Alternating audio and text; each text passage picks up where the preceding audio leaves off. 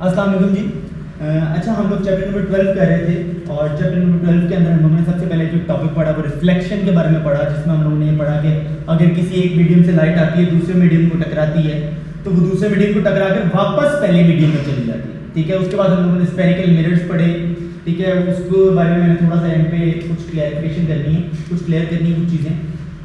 अच्छा, उसके बाद जो एक इम्पॉर्टेंट टॉपिक है और बहुत ज़्यादा इम्पॉर्टेंट टॉपिक है वो आता है रिफ्रैक्शन ऑफ लाइट। वो क्या आता है? Refraction of light. सबसे पहले बात आती है रिफ्रैक्शन और रिफ्लेक्शन में डिफरेंस क्या होता है। रिफ्लेक्शन जो हम लोगों ने पहले पढ़ी थी वो ये होती है कि अगर एक मीडियम से लाइट आती है, दूसरे मीडियम को टकराती है, तो दूसरे मीडियम को टकराकर वापस पहले मीडियम में आ जाती है। This phenomena is known as reflection of light. Right? आज हम पढ़ रहे हैं refraction of light. Refraction of light में ऐसा नहीं होता। रिफ्रैक्शन ऑफ लाइट में ये होता है कि अगर एक मीडियम से दूसरे मीडियम में लाइट आती है तो वो दूसरे मीडियम में एंटर हो जाती है, लेकिन अपनी डायरेक्शन को चेंज कर देती है, थोड़ा सा बेंड हो जाती है। अपनी डायरेक्शन जिस डायरेक्शन में आ रही होती है उस डायरेक्शन में एग्जैक्टली में जाती है, थोड़ी बहुत अपनी डायरेक्शन को चेंज कर लेती है। ठीक है, मैं एग्जांपल देता हूं, जैसे इस तरह आ रही है लाइट, तो वो बिल्कुल ऐसे नहीं आती रहेगी, वो थोड़ी चेंज हो जाएगी।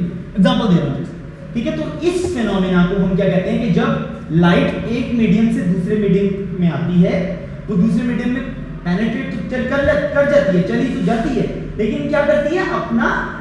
अपनी डायरेक्शन को चेंज कर लेती है, अपने एंगल को चेंज कर लेती है। And that phenomena is known as refraction of light. आप डेफिनेशन पढ़ सकते हो, मैंने उसमें लिखा भी है, the bending of light when it enters from one medium to another medium is called as refraction of light. यानी कि जब लाइट एक मीडियम से दूसरे मीडियम में एंटर होती है तो वो बेंड हो जाती है। वो क्या हो जाती है? बेंड हो जाती है।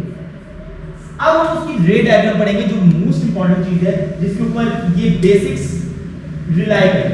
ठीक है, आप एग्जांपल लो, आपके पास दो मीडियम हैं, देखिए दो चीजें हैं, एक ये सारी जगह है, ये सारी एयर है। ठीक है, ये सारी एयर है और यहां पर एक ग्लास की स्लैब है, ये ग्लास है। सिंपल क्या है? ग्लास है। तो ये दो मीडियम हो गए, ये वाला एयर हो गया और ये वाला क्या हो गया? ग्लास हो गया। एयर जो होता है वो रेयर मीडियम होता है। रेयर मीडियम क्या होता है? मतलब कि जो जिसकी थिकनेस इतनी ज्यादा नहीं होती। ठीक है ना, लेकिन जो ग्लास है वो डेंसर मीडियम है, उसकी थिकनेस बहुत ज्यादा होती है। अच्छा, अब ये देखो, एयर से लाइट आ रही है, यानी कि एक मीडियम एयर से लाइट आ रही है और वो किसको आगे टच करती है? इंसिडेंट होती है किसके ऊपर? ग्लास के ऊपर, दूसरे मीडियम के ऊपर। जिस पॉइंट पर वो टकराती है उस पॉइंट को हम लोग क्या कहते हैं? Point of incidence. क्या कहते हैं? Point of incidence. उस पॉइंट के ऊपर तीन स्टेप्स हैं पूरी डायग्राम के। सबसे पहला स्टेप क्या है? इंसिडेंट रे आती है। दूसरा स्टेप क्या है कि जिस पॉइंट पर वो इंसिडेंट रे हिट होती है उस पॉइंट के ऊपर हम लोग क्या ड्रॉ करते हैं? नॉर्मल ड्रॉ करते हैं। वो ये मैंने ड्रॉ किया, ये सब ये डॉटेड लाइन से रिप्रेजेंट किया नॉर्मल। अब इंसिडेंट रे और नॉर्मल के दरमियान में ये जो एंगल बन रहा है हम इसे क्या कहते हैं? एंगल ऑफ इंसिडेंस कहते हैं। क्या कहते हैं? Angle of incidence. The angle between the normal and the incident ray is known as angle of incidence. ये आपको डेफिनेशन याद होनी चाहिए, आप तो नोट भी कर सकते हो। The angle between incident ray and the normal is known as angle of incidence. अब यहां पर आकर हिट हो गई, नॉर्मल में बना लिया, दो स्टेप हो गए। पहला स्टेप इंसिडेंट रे हिट हुई, दूसरा स्टेप हमने नॉर्मल बना लिया। अब तीसरा स्टेप कि जब इस पॉइंट पर आकर हिट हुई तो हिट होने के बाद उस वो जो लाइट की रे आ रही थी उसका रिएक्शन कैसा था? क्या उसको सीधे चले जाना चाहिए था? जिस तरह वो आ रही थी उसको सीधे चले जाना चाहिए था? वो सीधी नहीं जाती। हमने रिफ्लेक्शन में यही पढ़ा कि वो जिस डायरेक्शन में आ रही थी वैसे नहीं जाती। वो क्या होती है? वो बेंड हो जाती है नॉर्मल की तरफ। ये देखो वो इस तरफ आ गई है, थोड़ी सी टेढ़ी हुई है, बेंड हुई है टुवर्ड्स नॉर्मल। ठीक है, तो ये वाली रे जो होगी, जो बेंड हो गई, हम इसे कहते हैं रिफ्रैक्टेड रे। क्या कहते हैं बेटा? रिफ्रैक्टेड रे कहते हैं। और रिफ्रैक्टेड रे और नॉर्मल के दरमियान में जो एंगल होता है उसे हम क्या कहते हैं? Angle of refraction. क्या कहते हैं? Angle of refraction. अब देख सकते हो आप, एंगल ऑफ इंसिडेंस ज्यादा, एंगल ऑफ रिफ्रैक्शन कम। तो ये प्रोसेस होता है किस चीज का? रिफ्रैक्शन। तो हम लोग यहां से बड़ा इजीली ऑब्जर्व कर सकते हैं एक चीज, एक रिजल्ट। वो क्या है कि जब भी लाइट एयर से ग्लास में आती है, जब भी लाइट एयर से ग्लास में आती है, वो लाइट की जो रे होती है वो किस तरफ बेंड हो जाती है, नॉर्मल की तरफ बेंड हो जाती है। ये देखो लिखा भी है मैंने, when the ray of light enters from air to glass it bends towards the normal। ये तो पहला केस हो गया ये वाला। अब ये वाली रे जो ये रिफ्लेक्टेड रे है, ये जो रे आ रही है, ये इस पॉइंट के लिए क्या है, ये इस पॉइंट के लिए ये क्या है, इंसिडेंट रे, क्योंकि ये इस पॉइंट पर ये वाली रे आकर इंसिडेंट होगी। ठीक है, उसी तरीके से इस पॉइंट पर भी हम लोग नॉर्मल बनाएंगे। ठीक है, अब जब इस पॉइंट पे आएगी तो अब इसके बाद क्या है, कौन सा मीडियम, यहां पर तो ग्लास का मीडियम खत्म हो गया, अब कौन सा मीडियम स्टार्ट हो रहा है, एयर का मीडियम स्टार्ट हो रहा है। यानी कि अब जो रे आ रही है वो किससे आ रही है, ग्लास से आ रही है, और किस में जाना चाहिए, एयर में जाना चाहिए। तो जब कोई रे ग्लास से आती है और एयर में जाती है तो याद रखना फिर वो नॉर्मल की तरफ नहीं आती, वो नॉर्मल से दूर जाती है, परे हटती है, अवे मूव करती है नॉर्मल से। तो अब देख लो दूसरा केस यही मैंने लिखा है कि when the ray of light enters from glass to air, जब कोई रे ग्लास से एयर में आती है तो वो क्या करती है, वो मूव करती है away from the normal, normal से दूर जाती। होप सो आप लोगों को ये बड़ा अच्छी तरीके से क्लियर हो गया होगा। ठीक है, अगर आप लोगों को स्टिल कोई क्वेश्चन है तो आप लोग मेरे से कांटेक्ट कर सकते हो, क्वेश्चन पूछ सकते हो, गूगल क्लासरूम के ऊपर भी पूछ सकते हो, जिस तरह ऑलरेडी बच्चे पूछ रहे हैं। अच्छा, उसके बाद अब बारी आती है इंपॉर्टेंट चीज, सारे टॉपिक इंपॉर्टेंट है, ये उससे ज्यादा इंपॉर्टेंट, लॉज के रिफ्लेक्शन। हम लोगों ने रिफ्लेक्शन पढ़ा था, उसके लॉज पढ़े थे, दो ही लॉज थे। पहला लॉ था कि इंसिडेंट रे, रिफ्लेक्टेड रे और नॉर्मल एक प्लेन पे लाई करती है, और दूसरा लॉ था एंगल ऑफ इंसिडेंस और एंगल ऑफ रिफ्लेक्शन इक्वल होते हैं, रिफ्लेक्शन। वो तो था किसका, रिफ्लेक्शन का। आज हमने लॉज पढ़ने किसके, लॉज ऑफ रिफ्रैक्शन पढ़ने, रिफ्लेक्शन के लॉज हैं। पहला लॉ बेटा सेम है कि आपकी इंसिडेंट रे, नॉर्मल और रिफ्रैक्टेड रे ये एक प्लेन के ऊपर, एक ही पॉइंट के ऊपर लाई कर रहे हैं। देखो इंसिडेंट रे, नॉर्मल और रिफ्रैक्टेड रे एक प्लेन के ऊपर एक ही पॉइंट पर है।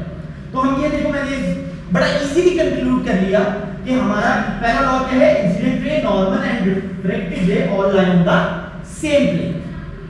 उसके बाद जो बारी आती है दूसरे लॉ, दूसरा लॉ जो होता है वो एंगल्स पे बेस्ड करता है। जैसे पहले हमने रिफ्लेक्शन में पहला रिफ्लेक्शन के अंदर जो दूसरा लॉ पढ़ा था वो हमने पढ़ा था कि एंगल ऑफ इंसिडेंस और एंगल ऑफ रिफ्लेक्शन क्या होते हैं, इक्वल होते हैं। यहां पर एंगल्स इक्वल नहीं है, आपको नजर आ रहा है, एंगल ऑफ इंसिडेंस ज्यादा है, एंगल ऑफ रिफ्लेक्शन एक क्लास से कम था यहां पर इस केस में, यानी कि एंगल्स डिफरेंट होते हैं। तो यहां पर हम लोग क्या करते हैं, हम इनको इनका साइन ले लेते हैं, जिसे हम लोग एक बहुत इंपॉर्टेंट शॉर्ट क्वेश्चन भी आता होता है स्नेल्स लॉ। क्या होता है, स्नेल्स लॉ। हम ये कहते हैं कि अगर हम एंगल ऑफ इंसिडेंस का साइन लें, जो साइन हमारी ट्रिग्नोमेट्रिक प्रॉपर्टी होती है, और हम रिफ्रैक्टिव एंगल ऑफ रिफ्लेक्शन का साइन लें, जब हम इन दोनों का साइन की रेशियो को डिवाइड करते हैं तो वो एक कांस्टेंट वैल्यू आती है, कांस्टेंट वैल्यू आती है जिसको हम नाम देते हैं रिफ्रैक्टिव इंडेक्स, रिफ्रैक्टिव इंडेक्स। और आज के टॉपिक में ही एंड में जाके मैं रिफ्रैक्टिव इंडेक्स को बड़ा डिटेल में डिस्कस करूंगा।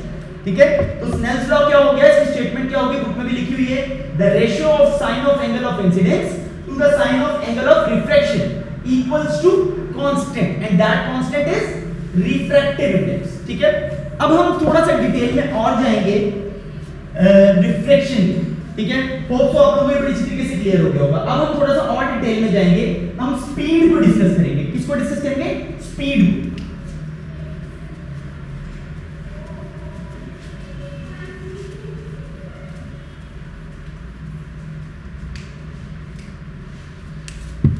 स्पीड ऑफ लाइट,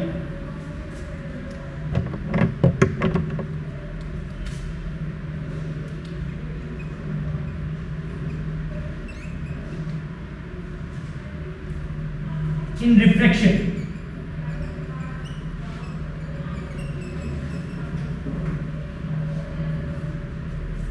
आप लोगों को पता है कि जो स्पीड ऑफ लाइट होती है वो एयर में या वैक्यूम में वो कितनी होती है, 3 × 10⁸ मीटर पर सेकंड, जिसको हम लोग सी से रिप्रेजेंट करते हैं। ठीक है, अब आप लोगों ने ये देखना है एयर जो है वो एक रेयर मीडियम, ठीक है, तो इसके अंदर जो लाइट होती है वो सबसे ज्यादा स्पीड से ट्रेवल करती है। इसके अलावा जिस भी मीडियम में लाइट एंटर होती है उसकी स्पीड कम होती है, स्पीड कम होती है एज कंपेयर टू एयर या वैक्यूम। मैं एग्जांपल यही वाली एग्जांपल दोबारा रिपीट करता हूं। ये आपकी एयर था, ये आपका ग्लास था, लाइट यहां से आई 3 × 10⁸ मीटर पर सेकंड की स्पीड से। लेकिन जब इस मीडियम के अंदर एंटर हुई तो लाइट की स्पीड वो नहीं रही। क्यों नहीं रही? क्योंकि ये मटेरियल डेंसर है, इसकी थिकनेस ज्यादा है, इसके अंदर रेजिस्टेंस ज्यादा है, तो ये लाइट को बेंड कर देगी। तो लाइट को जब बेंड करेगी तो इसकी स्पीड में भी फर्क आएगा, स्पीड कम हो जाएगी। ठीक है, तो हम ये कहेंगे हो सकता है जो ग्लास की स्पीड होती है वो ऑलमोस्ट अप्रोक्सीमेटली होती है 2 × 10⁸। वाटर की आई थिंक 2.3 × 10⁸ होती है। ठीक है, तो स्पीड क्या हो जाती है?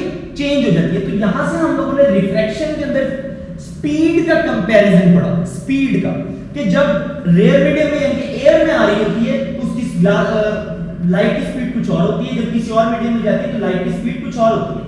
मींस टू से speed of light varies. Speed of light क्या करती है? वेरी करती है, और किसके ऊपर डिपेंड करती है? मीडियम के ऊपर डिपेंड करती है। लास्ट चीज जो रह गई है वो रह गई है इसकी रिफ्रैक्टिव इंडेक्स।